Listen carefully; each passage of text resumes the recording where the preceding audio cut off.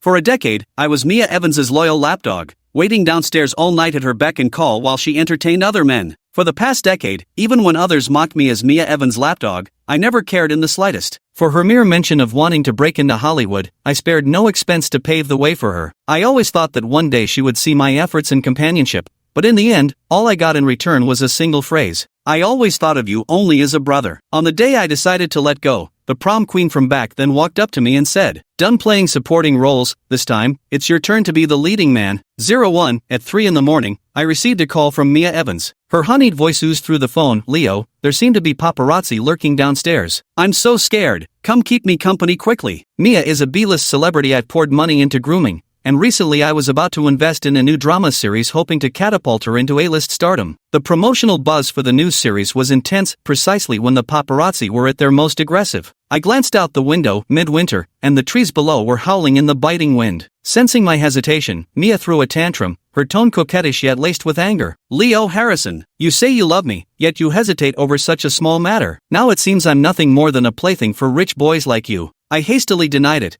got up and quickly put on my clothes to leave. No, Mia, don't be mad. I'll be right there." The pastime on Mia's lips was a decade of my life. From the first moment I laid eyes on Mia at the start of high school, an irresistible voice seemed to echo in my mind. Go after her. Back then, Mia's family was poor, and she was still wearing her old middle school jacket. She stood out like a sore thumb amid the impeccably dressed heiresses. It was precisely Mia's delicate and youthful appearance that captivated me. Without hesitation, I bought her 3 years' worth of branded clothes for high school and covered all of Mia's tuition fees. I pursued Mia passionately while she scolded me. "Think your stinking money makes you special?" Yet she accepted every single gift. Whenever Mia wore an outfit more than 3 times, I'd send her new ones. Mia fell ill, and I stayed by her side for 3 days and nights without sleep in our family's hospital. Since Mia lived far away, I bought her an apartment near the school. Mia's grades couldn't keep up with mine, so I spent a fortune to get her into the same university. Mia wanted to go to Hollywood, so I invested money to find her a director. It's a shame her looks weren't particularly stunning by Hollywood standards. I had to scrap 8 projects before finally making her the B-list star she is today. I sped all the way, arriving downstairs at Mia's place. She suddenly changed her mind. "Leo, could you just wait downstairs for me? If paparazzi catch us alone in my apartment,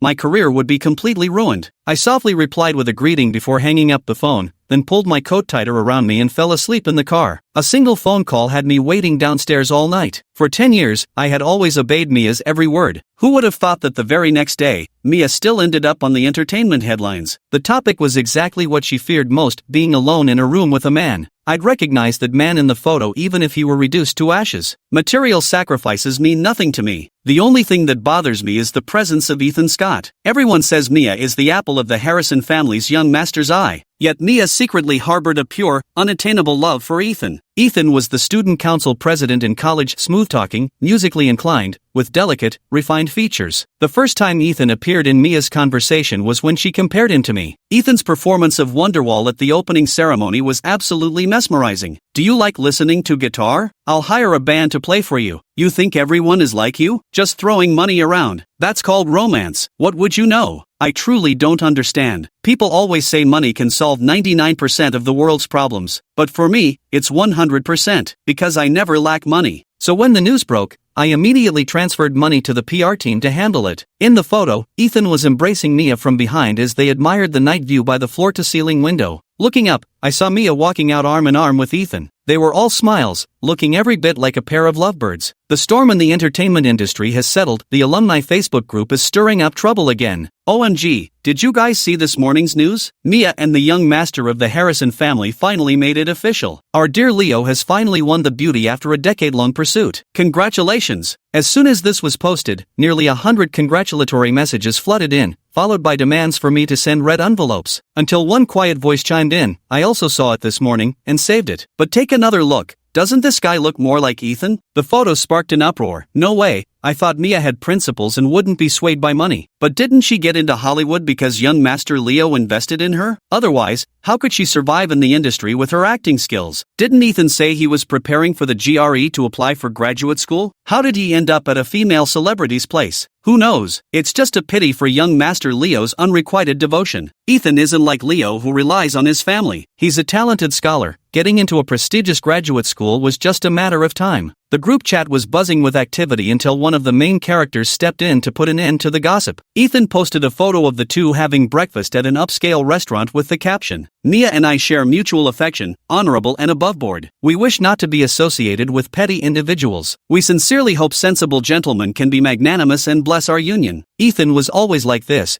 carrying an air of pretentious literati affectation. I glanced at the address in the photo and drove straight to the upscale restaurant where the two were dining. 03, Mia rested her cheek on one hand, her crimson lips lightly nibbling on the strawberry fed to her from across the table, her eyes brimming with admiration and affection. I held my breath and closed my eyes, feeling nothing but the blood rushing to my head. Saying I wasn't angry would be a lie. It's been 10 years since I last saw such a look in his eyes. Ethan stood with his back to me, his mocking laugh reverberating through the upscale restaurant. Who would have thought you could actually summon him with just one phone call? Ha! Did you see how he waited outside the building last night? Just like a damned guard dog. Who would have thought the young master of the Harrison family would one day watch my door? If you ask me, you ought to call him over to stand guard at your own doorstep. The girl across from him was sent into fits of giggles by his antics. But when her eyes landed on me, Mia's smile froze awkwardly before she rose stiffly from her seat. The clatter of dishes on the table drew sideways glances from nearby diners. The cup also shattered on the ground. 10 years of material comfort had long since freed Mia from her earthy ways. She pursed her lips and quickly composed herself, regaining her calm. "Leo, what brings you here?" Clearly, she hadn't seen the alumni Facebook group message yet. Seeing my arrival, Ethan remained composed, yet there was even a hint of annoyance at being disturbed. "Harrison Jr., surely even someone as arrogant as you wouldn't stoop to stealing another man's girlfriend?" As he spoke, he pulled Mia close by his side, their fingers tightly interlaced. I quietly gazed at Mia, suppressing my anger. "Mia, I need to hear your answer." Leaning against Ethan, her eyes reddened in agonizing indecision. Ethan urged her impatiently, "Just say it already." Mia finally stopped her tears and cautiously uttered those words. "Leo, all these years, I've only ever seen you as a brother." As soon as she finished speaking, my expression instantly darkened. At the corner, Ethan's lips curled into a smirk as he snorted. "Did you hear that, young Master Harrison?" "Heard it loud and clear, with both ears." I beckoned the waiter and said, "Since Miss Mia is dating her boyfriend, presumably I won't need to foot the bill for her anymore. Cancel all the credit cards I issued to her." Mia withdrew her tears in an instant and reached out to stop him, but Ethan firmly grasped her wrist. "It's just a meal expense. I can afford it. Tell him to get lost." I turned and walked out of the restaurant without looking back. True, I could afford it. A single breakfast amounted to Ethan's entire month's internship salary. But factoring in that shattered crystal glass,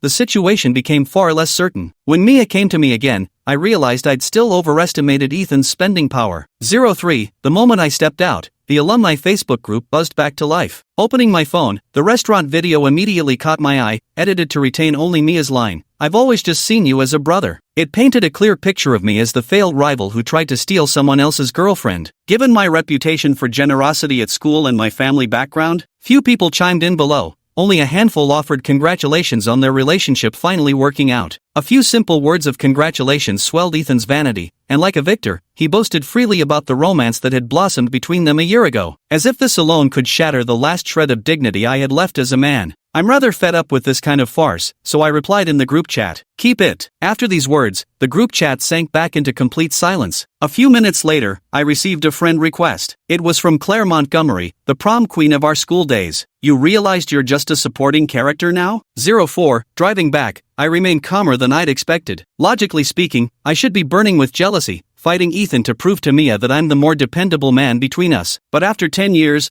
could Mia really fail to see my worth? Precisely because she recognizes my value, she's been using me as a stepping stone to reach her unattainable love. All these years, it's always been me unilaterally forcing things upon Mia. Later on, whatever she asked for, I would give without hesitation. When the pair of hands I'd longed to hold ended up clasped in Ethan's, I actually felt a strange sense of relief, as if they truly were fated for each other. Lost in thoughts about Claire's words, I walked home, only to find Mia crouching at my doorstep. She was naturally petite, and now she appeared even smaller as she huddled at the entrance of my building, those aggrieved eyes brimming with innocence yet tinged with a desperate plea. During university, I had witnessed her confess her feelings to Ethan firsthand, already preparing to bow out with my blessings. Within half an hour, news of Mia's failed confession had reached me. That very night, she stood blocking my doorway with that exact same look in her eyes. "Leo, I really need you. Will you always stay by my side?" Now, with the help of cosmetic enhancements, Mia has grown even more pitifully adorable. Yet, I felt an inexplicable aversion rising within me and went straight to the point. "Can't Ethan afford your dates?" Mia avoided eye contact, carefully sidestepping any mention of the alumni group chat as she began making excuses for him.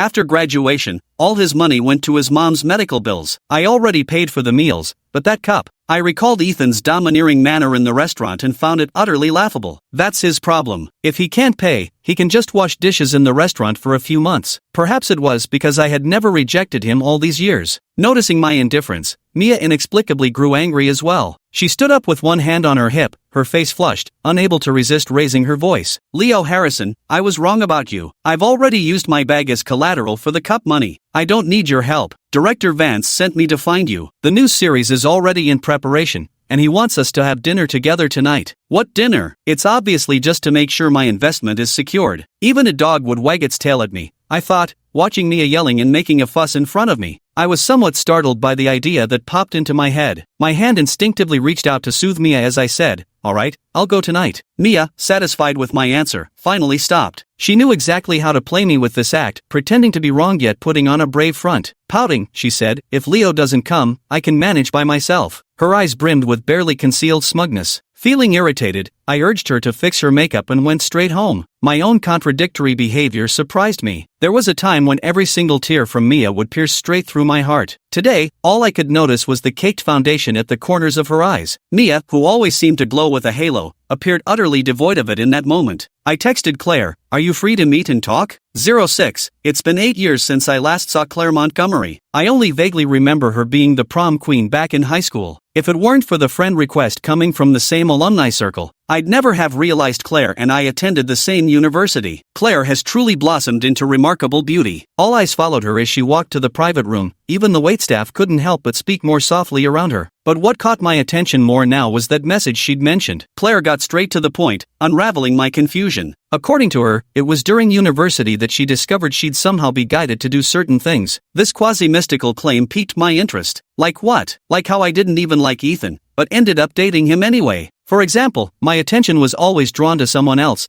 but I kept being forced back to Ethan. At this point, a faint blush rose on Claire's cheeks. Suddenly it dawned on me, so you're the prom queen ex-girlfriend he keeps mentioning? A flicker of disdain flashed through Claire's eyes. Yes, over these 4 years, I've thought about breaking up with Ethan more than once, but somehow, I always ended up dismissing the idea. Do you believe what I'm saying? Seeing my silence, she grew anxious. Think carefully. Do you really like Mia that much? No. The answer surfaced immediately in my mind, before some inexplicable command seemed to tell me this was the wrong response. I asked Claire, "How did you get rid of that thought?" Claire's eyes sparkled with relief, her gaze unwavering. "Ethan took me home to meet his parents. After hearing the full story, I invited her, Miss Claire, there's a spectacular show tonight. Would you like to join me?" "Where?" "Right here at this restaurant, 07. At 7 in the evening, Mia arrived at the restaurant dressed in a pink dress. Seeing Claire seated beside me, she froze for a moment, her previous composure completely vanishing. Without hesitation, she sat down directly to my right and entwined her arm with mine. "Leo, I know you're angry. Today's business dinner is for my career. Let's not act on impulse, okay?" Mia hasn't changed at all. She just doesn't realize it. My mindset was quietly shifting. I withdrew my hand, maintaining a smile without responding. When Director Vance took his seat,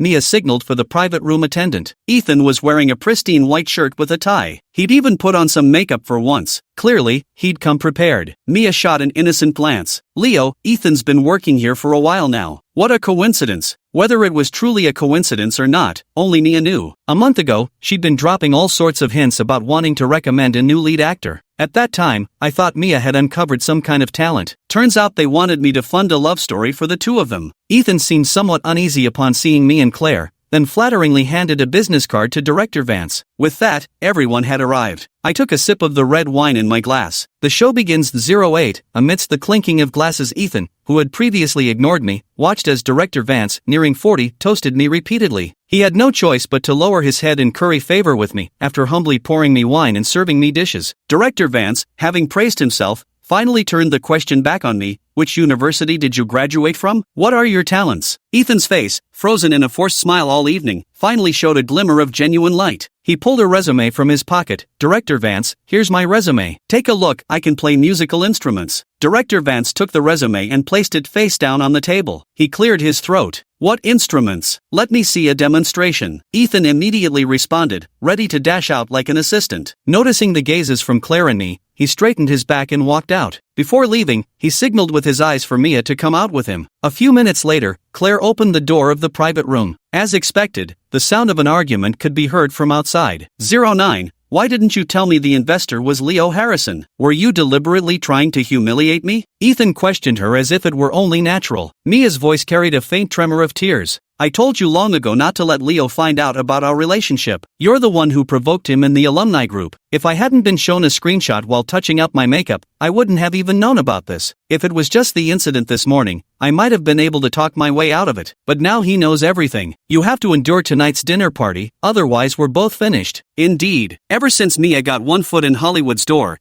she withdrew from all alumni groups. Calling it not forcing connections with incompatible circles sounds noble, doesn't it? Her choked sobs suddenly stopped, laced with thick anger. And why is your ex-girlfriend here? Did she chase after you stubbornly all this way? When Claire was mentioned, Ethan's voice dropped significantly. How was I supposed to know she still had feelings for me? It's one thing that Director Vance took a liking to me this time, but if this doesn't work out, I'll just go back and reconcile with her. My mother's in the hospital waiting for money. Going out to treat friends, expanding connections, money's needed everywhere. You can't provide it. Claire can. The two were locked in a dog-eat-dog fight. Claire leaned back in her seat. Her right hand raised a wineglass to clink against mine, the crystal emitting a crisp ring. Her face was full of helplessness as she said, I never thought I'd turn into this kind of persistent woman. Such trash isn't worth picking up. Director Vance, well-versed in social drinking games, had already grasped the situation completely. When Ethan finished playing a tune with his guitar in hand, Director Vance was the first to comment, out of tune, unprofessional. Talents like yours might fool ignorant little girls, but Hollywood? That's just wishful thinking. Mia wanted to say something in defense, but withdrew, seeing Ethan was struggling to keep his composure. Director Vance offered another carrot, but you're not bad looking. Alright,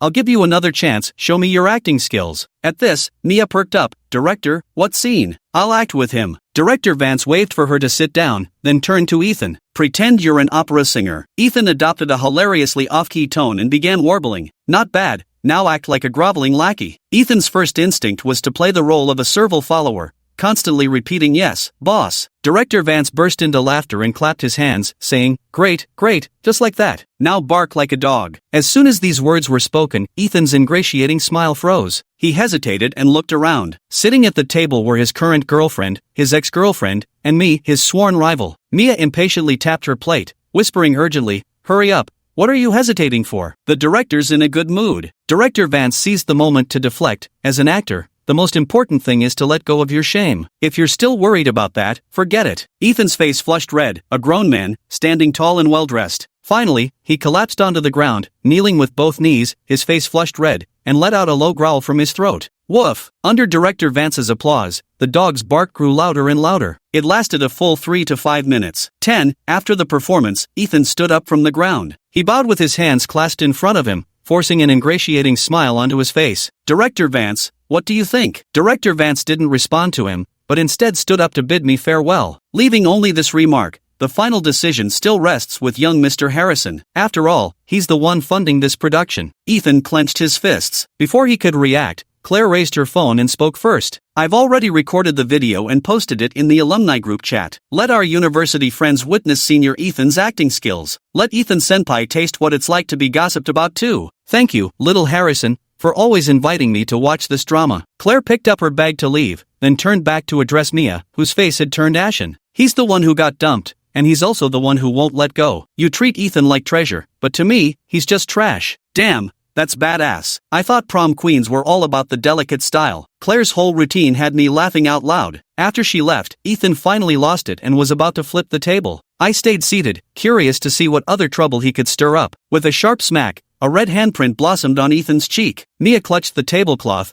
grinding her teeth. Stop this madness. Haven't I sold enough bags for you this year? No wonder Mia's bags kept changing. I thought she just had a capricious taste and kept throwing them away. Under these circumstances, tonight's dinner was arranged for you too. This meal? I won't be footing the bill. 11. Claire invited me out again. It's been brewing since our alumni group chat exploded last time. We hadn't spoken for a week had it not been for Director Vance bringing me a new project. I wouldn't have noticed how Mia's name, the B-list starlet, had completely vanished from Hollywood's radar. This time Claire invited me to a business dinner. Her family and mine have business connections. We had previously shared the same social circle. Before setting out that evening, Claire sent me a photo. She was wearing a red gown that clung to her figure, outlining perfect curves. The tastefully revealing dress was both alluring and elegant. When we met, Claire strode through the crowd in her high heels. Anne approached. She noticed the red rose brooch pinned to my chest. With a slight smile, young Harrison always has such excellent taste. You flatter me, Miss Claire. I took her hand and led her into a dance amidst the crowd. Claire whispered in my ear with a laugh. Aren't you curious about what Mia has been up to this whole week? I raised an eyebrow. I hadn't given it much thought, but now that you mention it, I wouldn't mind hearing. Claire led me out to the terrace. The breeze rustled through her hair. It was no wonder Claire was called the Queen of the Ball. Her pure beauty carries a mischievous allure. Every gesture she makes is utterly captivating. Claire leaned back lazily and said languidly, 2 days ago, I got a call from Ethan's mother. She said Ethan's current girlfriend isn't as good as me. As long as I'm willing to buy a house and car for her son, she'd gladly take me back. I was full of questions. Claire continued, I told you, the first time I ever had the thought of breaking free from fate was when Ethan took me home. His mother, lying sick in bed, actually ordered me, a young lady who grew up with 3 nannies, to fetch her bedpan. And Ethan said it was filial piety. What a filial son he is to his mother, though she's not mine. I couldn't help but laugh and continued asking, so what does Mia have to do with it? According to Ethan, after Mia got blacklisted in the industry and lost her job, she's preparing to sell the apartment you gave her. Are you going to take it back? I doubt I'll live long enough to see that day. Claire looked at me with confusion. Tonight's banquet. Mia had called over a dozen times without answer. Just as I picked up my phone, her call came through again. I answered and put it on speakerphone. The other end hadn't realized the call would suddenly connect. Angry shouts still poured through. Didn't you say spending this money would guarantee my spot in the crew? Ethan, I've even sold my only apartment. The sound of Ethan and a metal basin clattering to the ground came from the other end of the phone. How was I supposed to know that guy was a fraud? You're the one who talked me into meeting some so-called director Vance, made me give up on grad school applications and humiliated me in front of the whole university. Who was it that chased after me saying they'd do anything for me? Now you suddenly remember how great Leo was. If you're so capable, why don't you go reel Leo back in yourself? If not, then hurry up and wash mom's bedpan. Only then did the person on the other end realize the call had been connected, frantically covering the phone as they rushed outside. Then came Mia's unmistakable sobbing, as familiar as ever. I used to find it pitifully touching, but now it sounds as shrill as a rooster's crow. Leo, Ethan is a bastard. He tricked me into being with him. Mia appropriately choked back sobs. Leo, I really need you. The performance poured through the phone line, while on her end, Claire smiled radiantly. I'd heard from friends that Mia's acting was utterly atrocious. Having witnessed it today, I can confirm the reputation is well deserved. The moment Mia heard the woman's voice, her sobbing stopped abruptly. Her shrill curses kept ringing out. Claire Montgomery? How dare you show your face here? Where's Leo? I knew you'd seduced him. You slut, you already have everything. Why must you steal what's mine? Robbery? I swirled the wine in my glass. In Mia's world, I, Leo Harrison, always have nothing but waiting to endure. Waiting for her to be happy, waiting for her to graduate, waiting for her approval. Why should I care about her approval? I'm wealthy and powerful, just a few coins tossed casually could make Ethan kowtow 10 times to me. Mia's illusion had long since faded, if before I merely saw her as a stranger. Now amidst the torrent of curses, my loathing for this woman reaches its peak. 12. I take the phone. Mia, what do you need from me? My words appear in Mia's world like a lifeline. She pitches her voice affectedly. Leo, sob. The apartment you rented for me, I can't afford to renew the lease. And, I want to join the film crew. Call director Vance out so we can discuss the new script again. My bags. All my designer bags, I sold them all. I can't meet the director looking shabby. Also, my beauty salon membership card got suspended. The more I listened, the colder my heart grew. I couldn't help but sneer. I thought Miss Mia considered money vulgar. Why does every word out of your mouth now revolve around it? I still remember it clearly. The year I graduated from university, when I had numerous projects at my fingertips, whether it was studying abroad or building a career at home. I expressed my full support for Mia. Yet there she sat in the passenger seat of my sports car, pointing at a video on her phone and saying to me, I want to make it in Hollywood, she said, claiming it was for her dreams, not the money. Even without my support, she would have charged into Hollywood. Back then, I laughed at her naivety for not knowing how deep the waters ran in that world. Looking back now, it was me who dealt with the harassment she faced, me who bought the online hype, me who spent the money on her image. I obediently played the role of an ultimate fool for 10 years, all because of what Claire called instructions. I only regret that my awakening came a little too late. Seeing me remain silent, Mia took a step back and said, or, Leo can just transfer me 200,000 yuan first. Claire was about to lash out. I stopped her and said, since you consider me as your brother, I'll do my brother-in-law a favor and find him a job. 13. After sending the recommended contact card, I deleted and blocked Mia, ensuring she completely vanished from my world. Claire held my arm as we entered the banquet. My father was chatting enthusiastically with Uncle Montgomery. My daughter was inexplicably infatuated before, dating some spineless pretty boy. Thankfully she's rid of him now, which has put my mind at ease. My son was the same, though lately he rarely mentions that girl. Last time his mother asked about her, he even called it bad luck. Come to think of it, when they were little, we almost jokingly talked about arranging a marriage between them. When the time comes, Brother Montgomery, you'll have to give our boy here a fair chance. The two men chatted animatedly as I watched Claire beside me. Before leaving, Claire plucked the rose brooch from my chest. She slightly raised her head. Our eyes met for just an instant before her face flushed crimson to the tips of her ears. 13. Mia had tried making scenes at the company entrance a few times. Each time, security dragged her off to the police station. 5 months later, Mia devoted herself out of love, staying at the hospital to care for Ethan's mother until she was recognized by fans. The long-vanished minor celebrity last made headlines for all the wrong reasons due to negligent patient care. Getting into a physical fight with my future mother-in-law at the hospital, even hurling filth at each other. Claire walked out of the restaurant arm in arm with me, passing by a private dining room. Inside, I heard the familiar sound of a dog barking. Peering through the door crack, there sat Ethan in a white shirt with his tie undone, surrounded by a group of exquisitely dressed wealthy women in their 50s, biting into an apple while barking like a dog. It seems he happily accepted the high-paying job I recommended and quickly adapted. Claire had someone send in a bouquet bound together with steel wool. I was puzzled. Claire playfully stuck out her tongue. The language of steel wool is resilience and wealth. Good luck to him. A few minutes later, heart-wrenching screams echoed from the private room. Perfect. This was truly the life they had always deserved. The end.